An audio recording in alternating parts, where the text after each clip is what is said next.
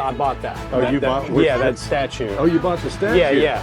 What is this, a bodice? Bodice top. Yes. So this is a square dancing silk scarf. You can see this. We have some of the most beautifully restored machines in all of the entire country. About 1915 to 1930s. Lotus comes in out of the dirty water and the mud, and then emerges into this white pure thing. So the Chinese and the Tibetans, they use it as a sign of purity. We're coming up on Marburger Farms here. Let's see if we can get in and have a look around. Well, hello, my friends. It's Gregory here with Old Europe Antique Home Furnishings. It is the 14th of October, 2025, and we are out here at the Roundtop Antique Show to see if we can find any treasures. I've got my buddy Hansel over here behind me. He's found something to look at. Let's go take a look. What do you think about that? How old is that? I think this is 18th century, so 1700s. Right. I don't think it's been relined. It's, you know, got a lot of oxidation on the back of the canvas. The frame is a new frame, but the painting itself is old. I'm going to try to see what the price is. Of 4,500. On the middle, on that top one there? Yeah. Okay.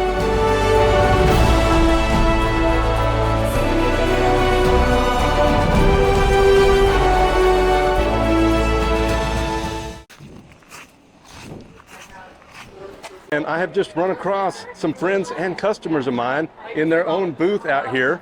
We have Matthew and Lauren. Hello. We are Texas Legacy Goods. We have a shop down in Austin, and this is really based on 40s, 50s clothing, vintage clothing and accessories. We have great cowboy boots and cowboy hats.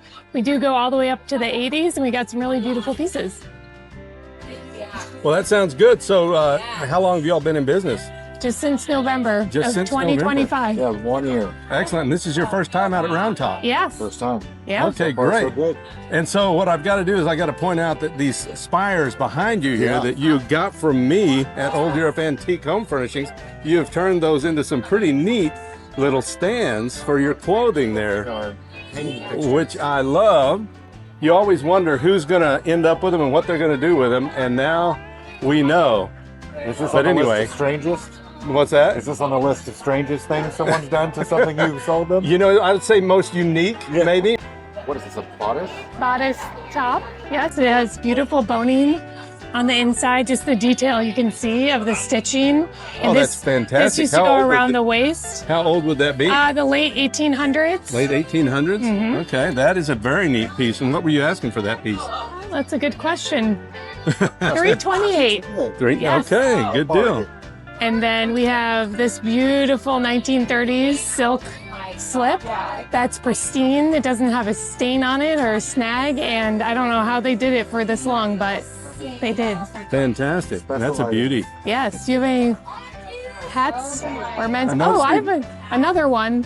This is a beacon blanket robe, and typically these are in kind of patterns, but we found this really special solid colored one from the 40s. If you watch the movie Giant, he's wearing one of these in the movie. Okay. And so I noticed you've got a lot of Western wear here. Is that? Yes. Do you focus on that quite a bit? That's the Texas style that we love and care about the most. So Okay. And you got the country music going on in the background? Always have country music going on. Absolutely. So this is a square dancing silk scarf. You can see this beautiful scene, all hand painted. Oh, how cool is that? Yes, and then this one is also very cool. Let me throw that there. They have hand painted this scene of a border town in South Texas with the fringe. So they did trompe-l'oeil fringe on it, which we're a big fan of trompe-l'oeil. Oh, the letter buck. This one's it's had some life to it. We sold the red one earlier, but beautiful collector's items. You can see the piecing on it. Absolutely. This is from Portland, or Pendleton Roundup, excuse me. The Roundup letter buck. So these are from the 40s, and Looks like that needs to be worn to a rodeo. it sure does. You're gonna get me going showing everything, but That's just fine. awesome box purses. I love these box purses so much. They're from the 50s. There's one from the 40s here, but this shape is just such a cool shape to carry around. And Absolutely. and with the modern day iPhone, you can fit it in there, which is cool. Sure. Yeah, so those are really fun. We have some amazing vintage books, very Texas focused, as you can see. What do those purses go for? That's a good question. Let's see. This one's $245, Okay. and this one's a little more. I think this one's like $345. It has the studding and is just a little more special. This is a fez cap from the Shriners. Right. This usually fez caps come in red or maroon, and we found this cream one. It's from they did a court, Okay. a Shriner court, obviously from Fort Worth, Texas, with the Diamante. So does that 34 mean 1934? You know, I don't know. I think it might actually mean something to do with The chapter the maybe? chapter. Okay. Yeah. And what is this little Marburger trophy here that we have? Matt? Quarter horse. Quarter horse. Yeah, quarter horse race wins. Okay. Which quarter horse racing, and it's just like one of the most classic Texas traditions. Like the King Ranch raises quarter horses, and it's just a really beautiful industry. Fantastic. I got to point out this table. You all got that table Yes, from me we as well. did. Right. We sure that works did. out really well. There's the other one around Yeah. here somewhere. Behind you. Oh, there it is. That's Very okay. cool. Yeah. All right, guys. Well, thank you all for showing us around. Thanks and, for coming by. Got some really beautiful transfer wear here.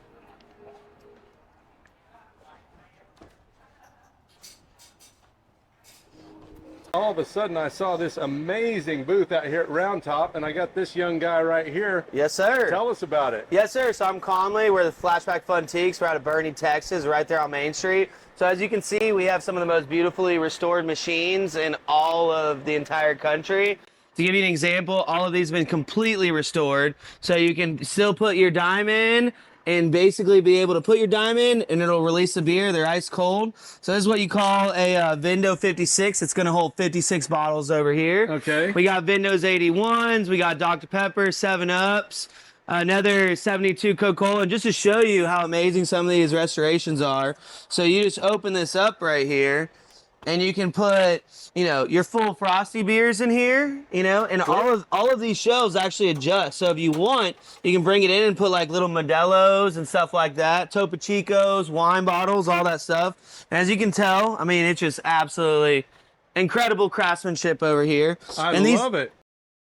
What would that date to? In the 1950s. 1950. Yes, sir. And just out of curiosity, where do you get these bottles?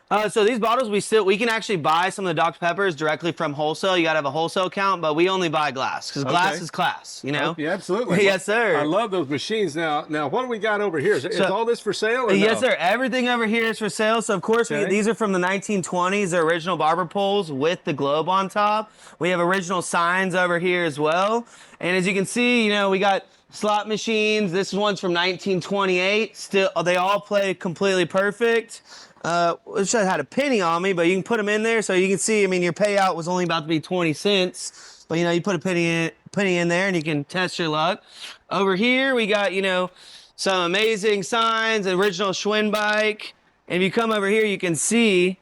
We'll put a selection in if I still have credits on here. So let's go to like F6. You're gonna see the Seabird come across. It's gonna pick up your 45 record, and you're gonna have some great music. Boy, this has just got Man Cave written all over it. That's what it does, yes sir. And as you can see, you click over here, and this actually rotates so you can see all your all-time favorites, your classics and varieties. That sounds like Alan Jackson. Yeah, I think it is. Yes, sir. Yes, sir. And of course, you got some Wurlitzers. So this Wurlitzer is actually extremely rare. Okay. So this one right here, they would only have in the most high-end hotels in all of like New York, Chicago, stuff like that. So this is early 1940s. Fantastic. Yes, sir. And you come over here, so I kind of decorated this area. So you got like a soda pop area, and then you got a barber shop, and then you come over here, this is like my garage area.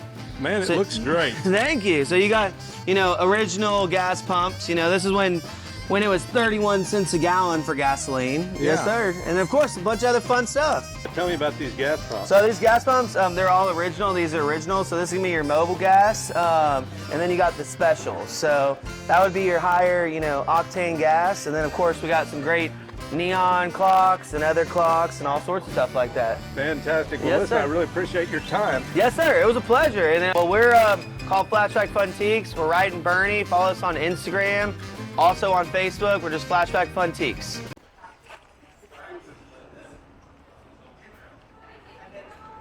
These beautiful trunks kind of caught my eye, and she's already got some of them covered up because it's the end of the day. But what's the name of your shop and your name? It's just my name, Julie Harris. Julie Harris. Okay. I don't have any cutesy names. Okay. for Well, the shop. how did you become interested in these? Well, I do vintage sports, and swimsuits were kind of just a part of that. And then I started working with designers, and people asked for more for beach house stuff and different areas. So that's kind of how it evolved. Can you tell me a little bit about some of these suits? How old are they? And Well, what I have in my collection starts probably About 1915 to 1930s is primarily mine, but really mostly 20s and 30s. okay. And these are all wool. There are some that I have in my collection that are more cotton jersey, that kind of thing. But yeah, these are all wool. And then I have a professional weaver and a professional costume seamstress that do a lot of work and make me look good. Okay, so they yeah. kind of fix And them up frame a little 'em. bit, Yeah. repair them when they Yeah. need it. Well, those are fantastic. Thanks. What can you tell me about those? Are those steamer trunks? No, they were salesman's trunks of some kind. Like this one I can't figure out, but it's like OTNO, and I don't know what company that is. I've tried to do research and I can't find it. This over here was Paul Pierrot shoes. On the back side it says Star brand shoes.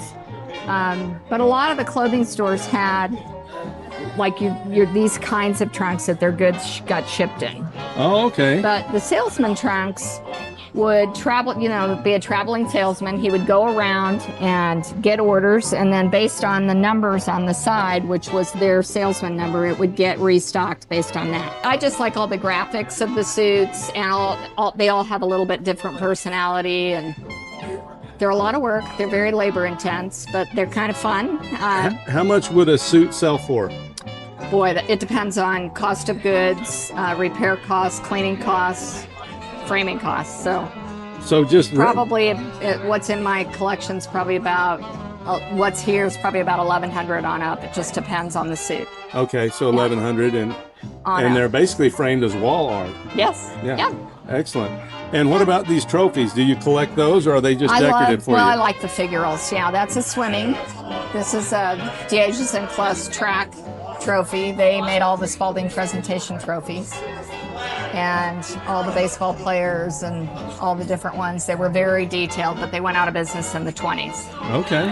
Jostin bought the molds, and so this one's from the 1930s, and it goes under the Jostin label, but it's really made by Dieges and Clust. So Well, I just like the figurals. They're real detailed. You can see all the stitching in the fabric and the little pockets on the back of the track guy, and yeah. Oh, I love them. Anyway. All right. Well, thank you so much for taking a few minutes to tell us about your shop here. My buddy Hansel has already made a purchase, so we'll go find out about that as well. Let's go. I bought that. Oh, you bought? Yeah, that statue. Oh, you bought the statue? Yeah.